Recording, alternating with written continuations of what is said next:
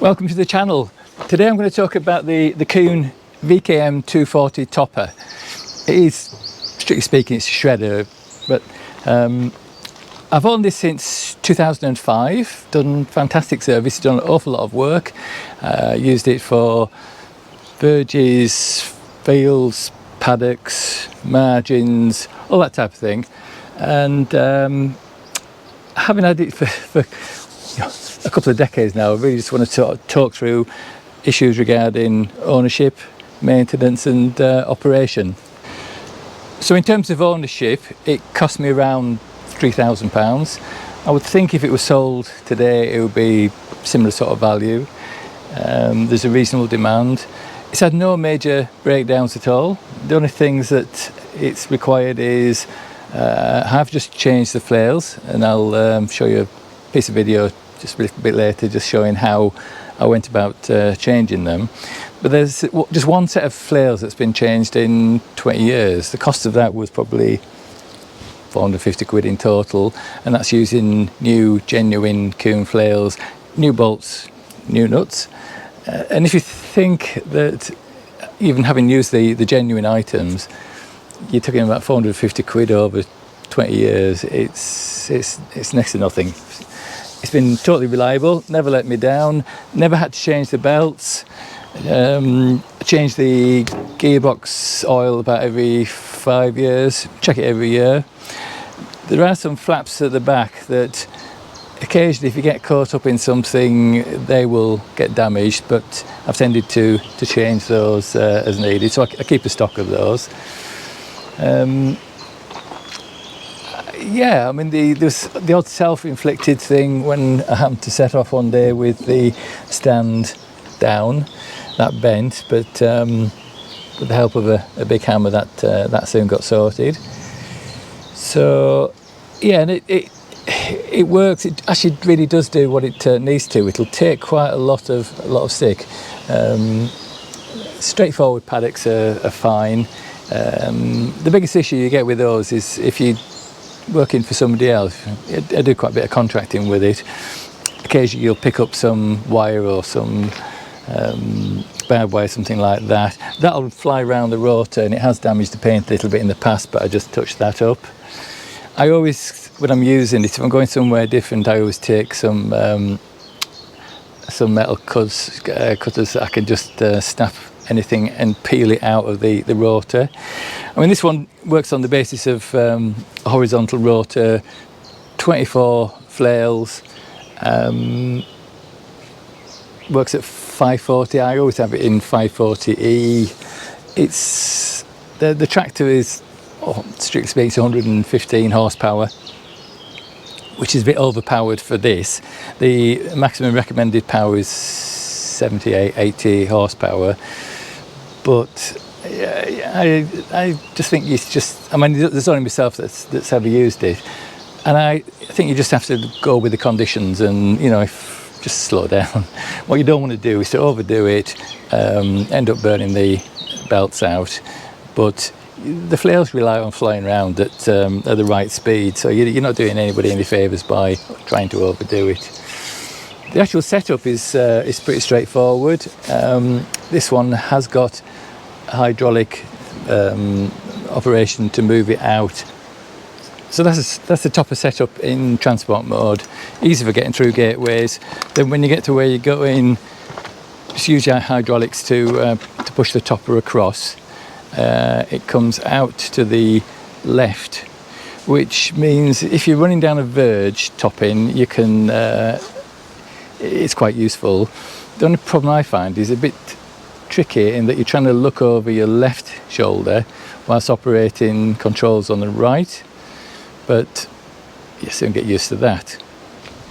So in terms of day-to-day maintenance, occasionally just grease inside the tube to make sure that moves freely, and grease nipples each end. Keep on top of the rotor.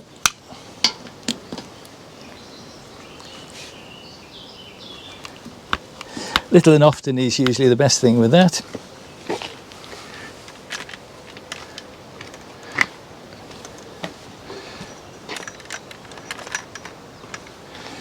There's another grease nipple just down there, which helps with the extension.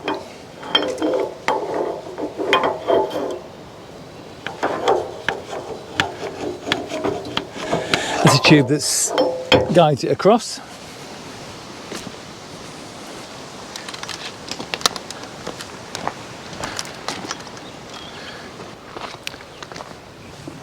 And there's another grease nipple there. All very accessible.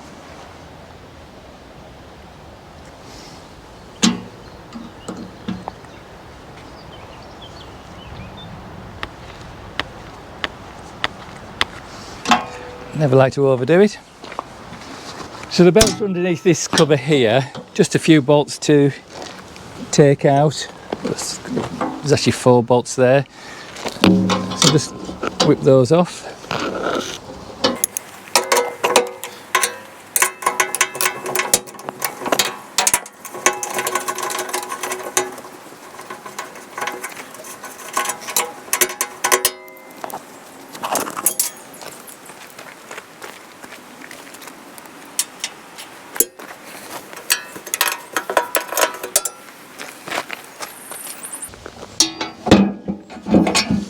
That's the nuts out.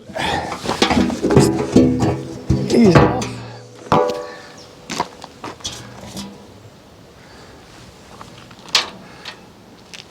And what you've got there is the 3 belts. You're looking for a little bit of movement, but not much on those. They're all okay.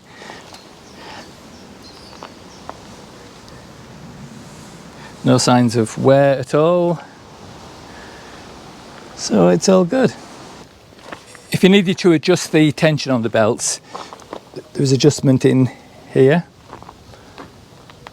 At this bolt here, bolt there, that would take the pressure off and enable you to get the new belts on and then just tighten up. Never had to do that. One thing I think that could be made a lot clearer is when you actually check that there's enough oil in the gearbox, what level it should actually be up to. What it says is that the manual says you should change the oil every 250 hours or every season, which I tend not to do because I don't do that many hours with it nowadays. Yeah, I don't know, 3, 4, 5 years for a total gearbox oil change is fine. And what it does say is you need to put 1.5 litres in. Now it is a mess because when you're taking it out down there, and there's no easy way of not having that sort of spill all over the place. So that's a bit of an issue. And then when you're topping it up, you can take out the plug at the top and top it up there.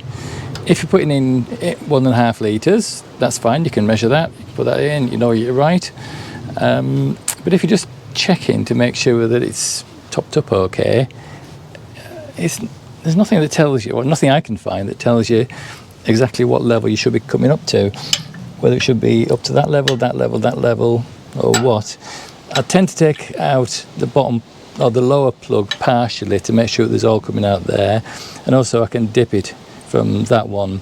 It's no good at the moment because it's not level, so the oil's all washed away, but it could be a bit clearer. So I just make sure that all those are tight. They're good to go. There is, the oil's up there at the moment. And I think the last thing that I tend to do is just put some oil on the east points.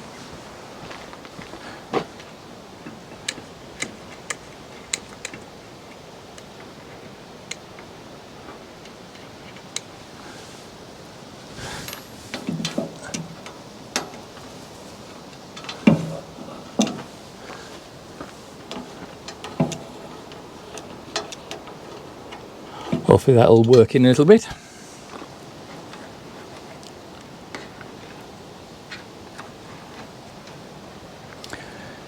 So that's it. I think we're good to get going. If I'm mowing a paddock or a field that I want a really close cut on, I try to adjust the top link so that headstock is more or less vertical. This has a roller at the back. You can just see it there, and it'll just sit on the roller and you can effectively rotate it so that by having that headstock vertical, the flails are well down. If you're going through something that looks a bit iffy, I either jack it up on the link arms, or I just extend the top link a little bit just to get the flails up off the ground a little bit. But the operation, very straightforward. As I say, it's a shredder, so it will cut through some pretty heavy duty stuff. And it will, to a certain extent, roll over the top of anything it doesn't like. So I did have to do an area that there were stumps, and kept it up slightly, but it didn't really dig into the stumps. It kind of just floated over the top.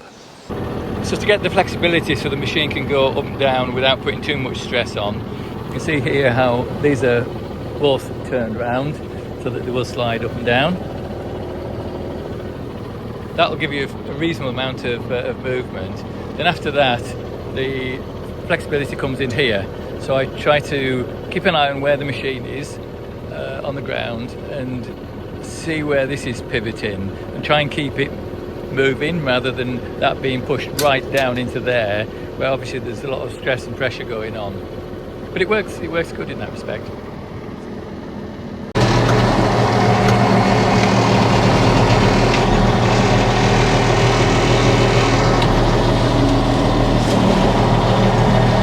When I push the topper out, I tend not to send it all the way. All the way would be over there. It means that the PTO shaft isn't very straight, so I tend to moderate it a little bit. So it's early September, and this is a little bit of ridge and furrow, which is as tough as it comes in terms of using the topper. So the grass is pretty average. Some of it's quite coarse, quite thick. A few thistles in it. There are small amounts of tree stump in here as well, which you have to be careful of. And it's really difficult because you have to have enough flexibility in the height of the topper to make sure you're not putting any pressure on any component, whilst you're also trying to keep the topper down. So you can probably see the sort of finish that you got here, where it has all sort of just mulched it up. Here, on a piece of land like this, you're not going to get a lawn finish, but I will show you another field which I've just done, which looks infinitely better. So it will just chomp its way through. If there was thicker stuff in here, it would take care of it.